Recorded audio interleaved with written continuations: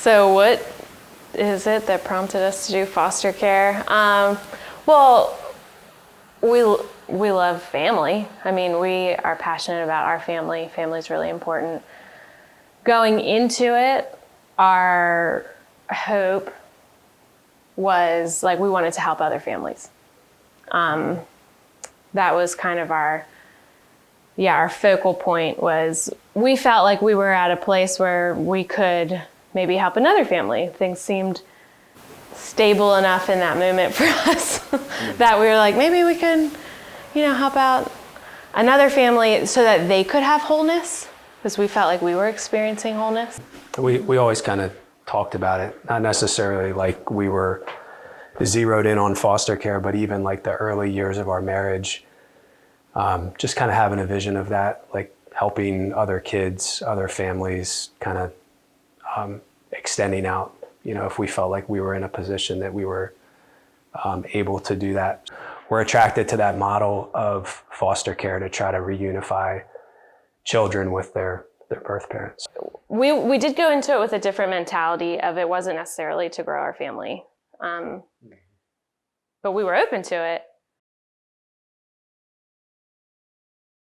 I think we went into it thinking like, we're here to help. Like, let us help you.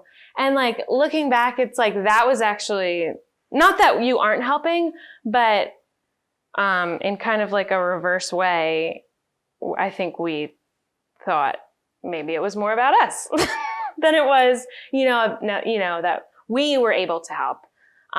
Which of course you are helping, but I think maybe when we first started, we might have had just maybe a tish of like hero complex. I don't know how to make it sound so that it doesn't sound harsh, but I think the sooner that you realize that it is not about you,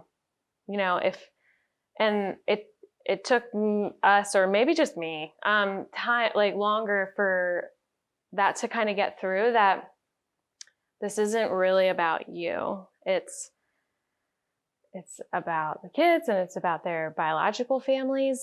And I think that can actually really take some stress away, because I think we can carry a burden about feeling like you should be, helping more or whatever. But it's like they need Jesus. They don't necessarily just need me. Because you're going to mess up, you're going to make mistakes, but Jesus is enough to cover that. Yeah, when you realize that it's not necessarily about you, you're able to put much more focus on the kids and their families, because you don't have to be the hero, because there already is one. Some of the challenges,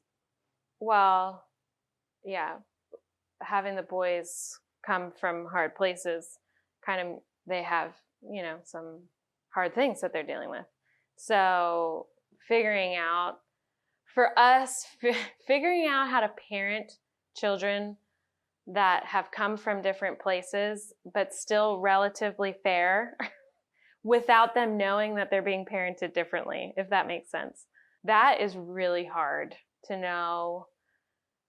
For this child, we would not allow you to do that. But for this one, knowing what's going on a little bit more, the background of, we got to let this slide, and that's just not always fair, but I'm sorry. That's just kind of how it goes.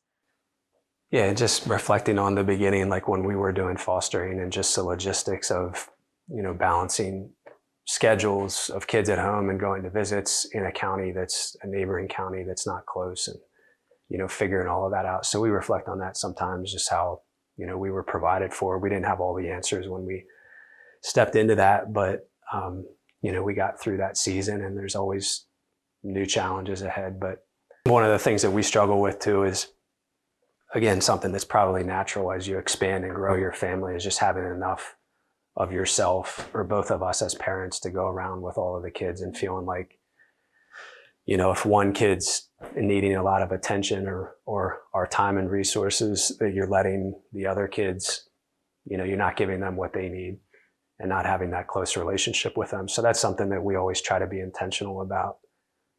It's not we don't have it figured out yet, but that's one of the things that's been a challenge for us, is just having enough for us to go around and fill up our kids.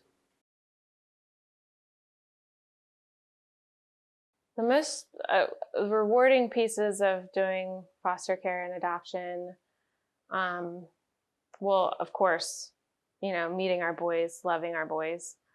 I think we can really live in this bubble, where things for us are relatively stable, that it's easy to kind of forget that there is a lot of other people experiencing a different reality that isn't necessarily stable, which might seem hard, but it's not, which it is, but I would so much rather know, right? And know how you can help or be a part of that.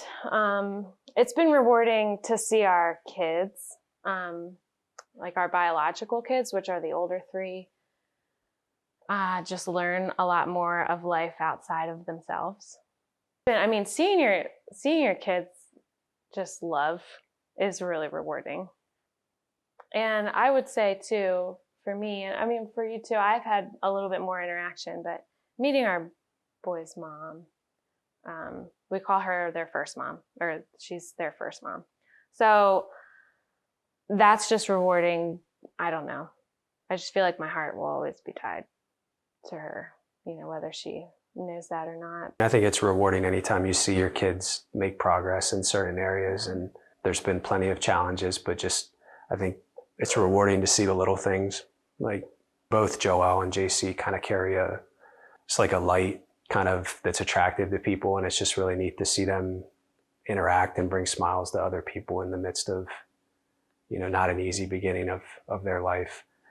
And just to see them kind of in a healthy spot and kind of, just really enjoy being around each other has been pretty special. And we like to do simple things as a family, nothing too extravagant. I mean, little vacations here and there. We went on a great vacation last summer that was really neat for our family, just to be on our own and have, a spot at a lake down in Virginia for a week, and just really had some good time connecting with the kids and making memories. And so that was exciting for us. But we like to go on hikes. We like to get outside. Anything that allows the kids to get rid of high levels of energy in short amounts of time is really good for us. Yeah, we have, campfires out by the creek. Watching the sunset is one of our favorite things. It's just kind of one of those moments that you just gets you, through the next day sometimes. We just play. We get like some pretty serious soccer games or kickball games going. It's like, just stop parenting and just play. Just have fun.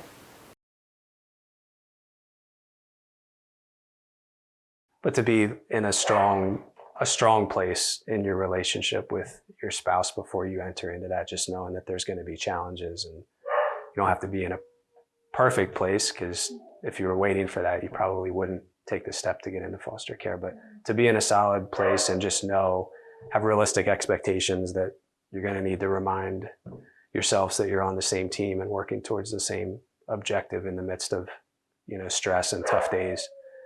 I think God doesn't show us the big picture right away, because it would be too much. Like, the hard would be too hard to fathom how you'll get through it, and the good would be too good to really imagine.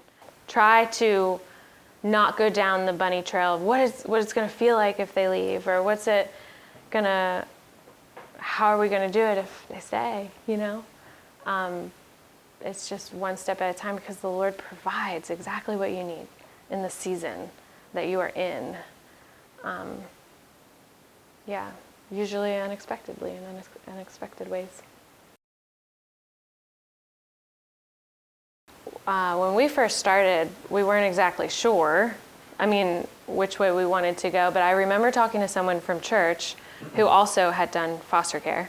And I think I asked them, like, how did you choose where to get plugged in at?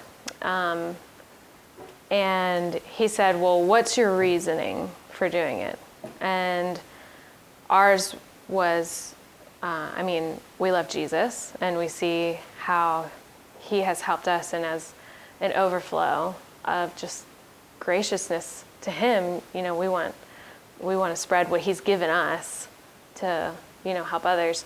And so he's like, okay, so your reason is Jesus, so really getting plugged in with an organization that really, you know, kind of centers on Christ's love for others would make sense.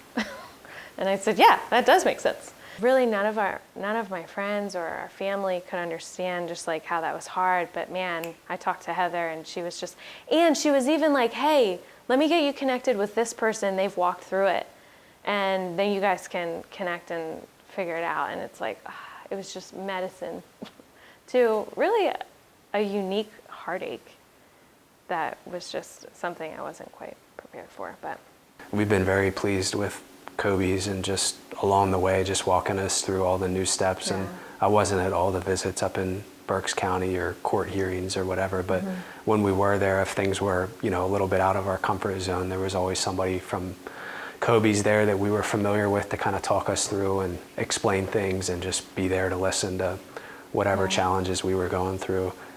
So we, you know, talk often about our experience, and for people that are considering it, definitely recommend COBYS. Yeah. Hands down. I mean, I feel like if anyone brings up COBYS, I'm like, oh, I love COBYS.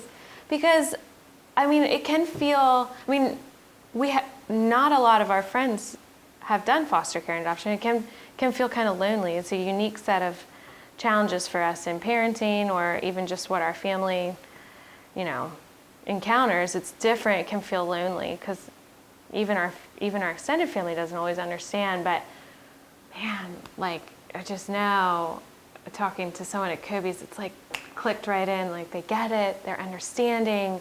And sometimes I just want to call and we're not even active foster parents right now. And I just like, can I just talk to someone at COBYS? You can do that. Absolutely.